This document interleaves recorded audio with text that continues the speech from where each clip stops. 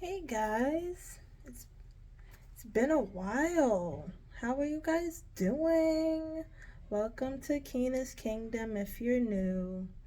So today we're going to talk about how to become a realtor. It's literally one of the easiest things to do. One of the easiest businesses to start on your own in my personal opinion. First thing you need to do is choose a school that you would like to go to. And me personally, I did mine online. It was very simple, very easy. Did it on my own time and finished it fairly quickly. When you find a school, you then sign up with them. You pay for however much their class is. I think my class was literally like $100, if I'm not mistaken. Yeah, it was like $100. And it's a pre-licensing class. The exam, I don't know where you live. I live in Virginia. So there is a national exam and there's also a state exam. So unfortunately, it's two different tests. But either way, that's the first step, is signing up for your pre-licensing class and starting and completing your pre-licensing class. There's tons of different topics. There's tons of information that you have to take in, but I find it very useful if you do any kind of real estate. It's very, very useful, and for business as well. Next, once you finish your pre-licensing class, there's usually like an exam with maybe like 100 questions at the end. I think mine was an exam with 100 questions, once again, just because I'm in Virginia. And you have to make sure you pass it with whomever you took your class with. Shouldn't be very hard. You should pass with no problem.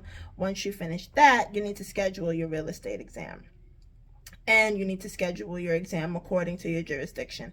Every jurisdiction is different. I know in New York, you just take your class, take your exam, bam. It's rather simple.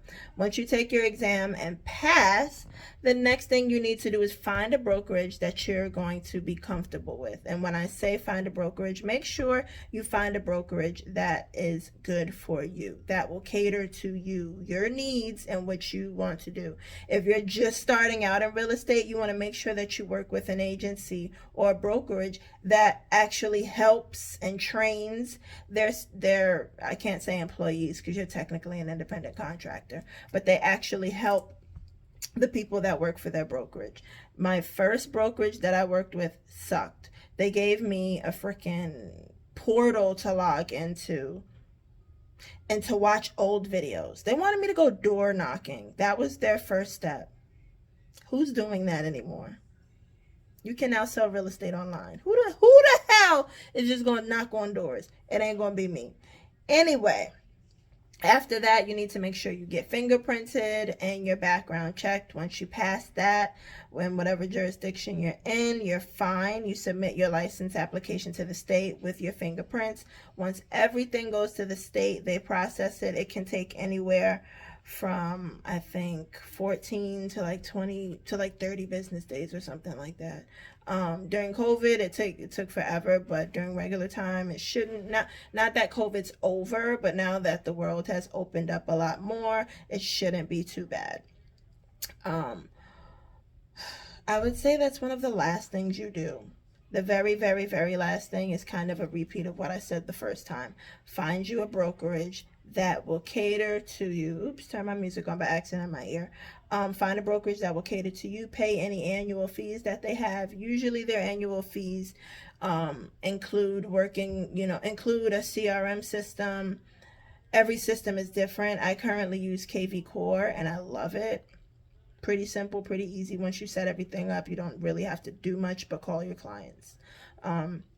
That's just my personal opinion. Do not sit there and say, oh, well, she said to go with KV Core and I hate it. Nope. I said what I like, my opinion. You do what you like, clearly. Once you pay your fees, you pay for your MLS, you pay for your home snap, your Century Lock, all of that. Me personally, I would say set aside about $1,000 just in case. Not cheap, but it's also a big career decision. And that's only because you have to pay for your MLS. Your insurance can be anywhere from like $200 to like $500, depending on what brokerage you work with. Once again, make sure you work with a brokerage that will cater to your needs. Meet with several different brokerages before you make a final decision. And once you do that, the last thing you do is join your real estate association according to your jurisdiction or state. And I think they make you take a little like orientation or something like that, which you can do online or you can do in person. Now that the world's opened back up once again, I believe most of them are in person. But join whatever real estate association that you that is for your jurisdiction. It's great. They do tons of events. There's great networking opportunities, and they're fun. They like recently they had like anyone who had a dog could come by or something. It was cute. Anyway, that was the last thing. That is my list of 8 things that it takes to become a realtor. Not a lot.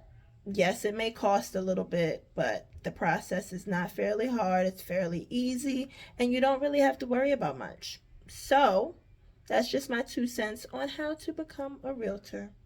Pretty simple, pretty easy. See you guys soon.